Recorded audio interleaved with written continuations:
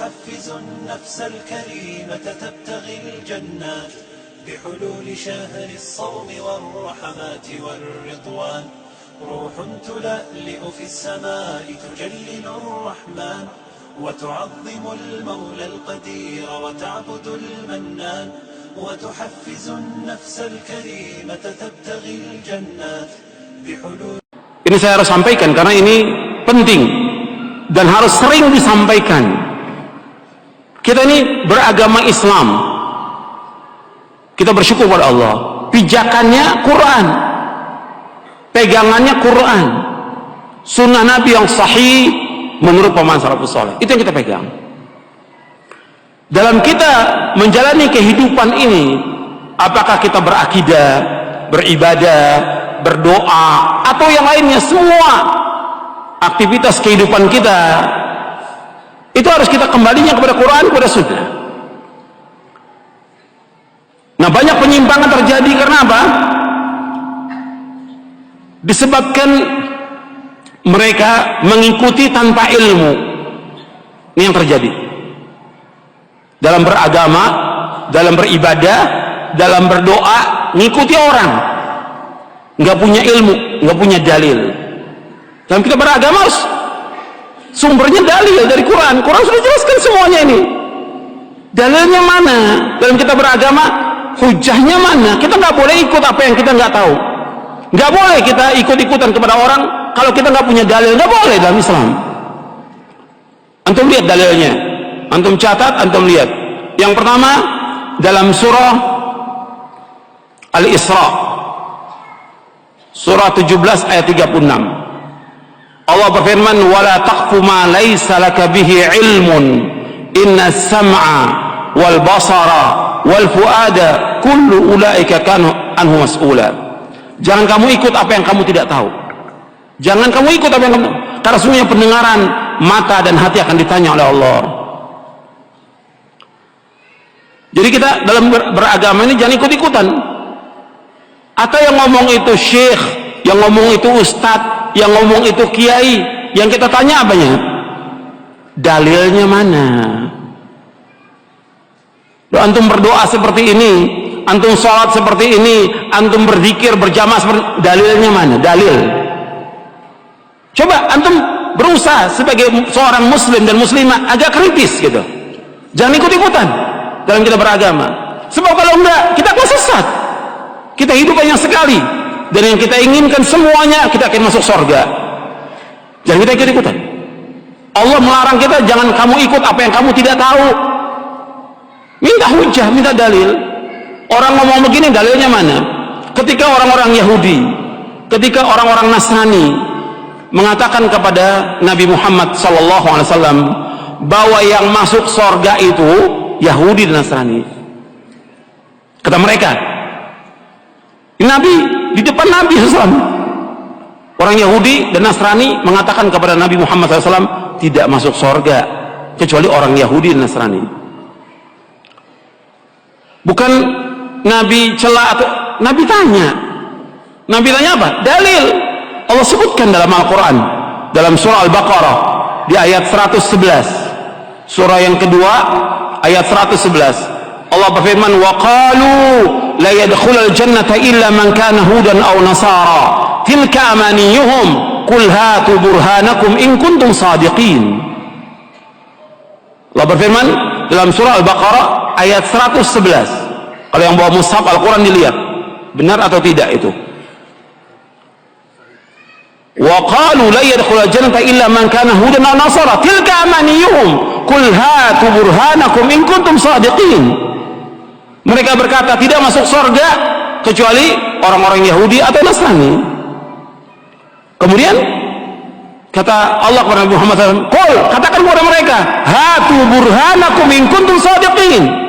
Mana bukti kamu, mana hujjah kamu, mana dalil kamu jika kamu orang-orang yang jujur. Nggak bisa mereka keluarkan dalil, nggak bisa mereka keluarkan hujjah. Maka agama ini agama dalil, agama hujjah.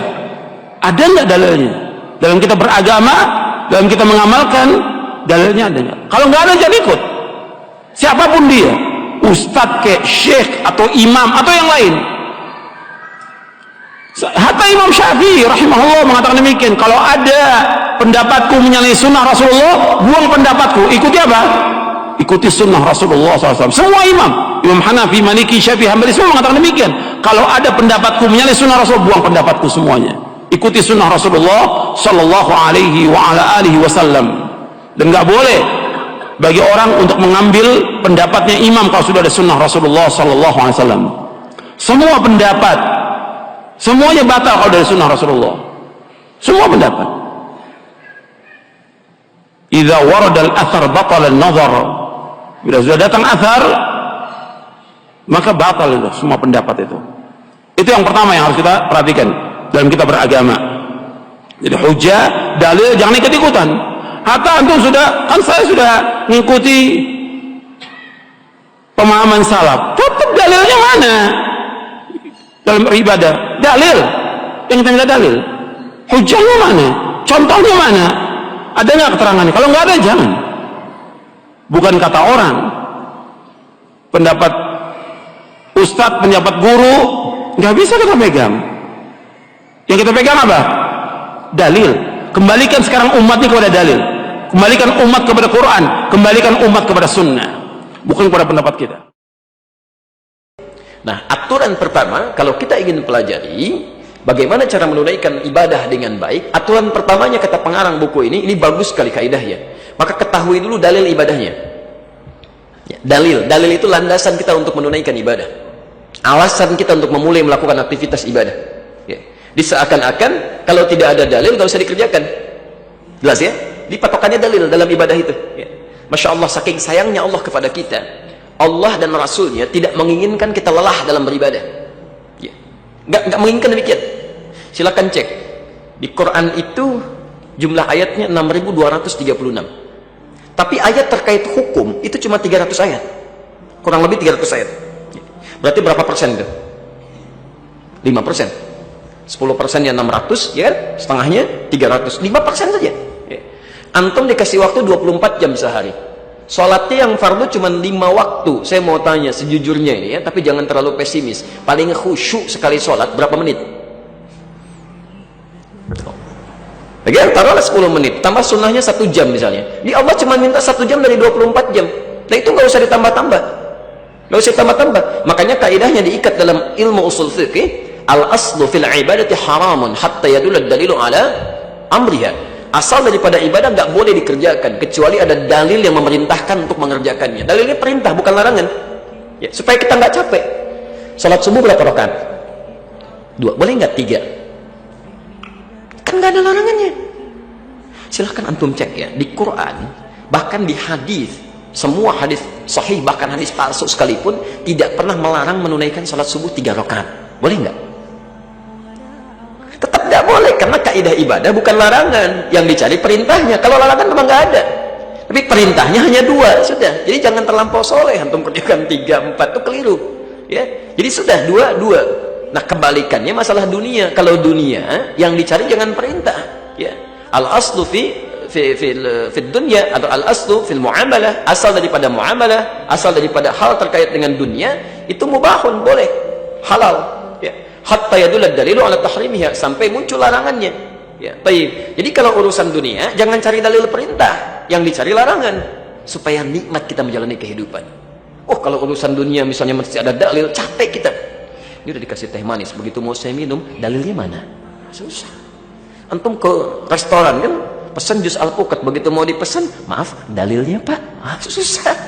Jadi makan-makan aja, minum senyamannya, sepanjang ada ketentuan umumnya. Ya, jelas sampai sini ya. Jadi jangan ditukar ya, antum sholat diputar begini, ditanya, pak kok bisa begitu? Kan gak ada larangannya. Nah itu susah tuh seperti itu ya.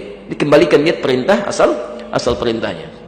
روح تلألئ في السماء تجلل الرحمن وتعظم المولى القدير وتعبد المنان وتحفز النفس الكريمة تبتغي الجنات بحلول شهر الصوم والرحمات والرضوان روح تلألئ في السماء تجلل الرحمن وتعظم المولى القدير وتعبد المنان وتحفز النفس الكريمة تبتغي الجنات بحلول شهر الصوم والرحمة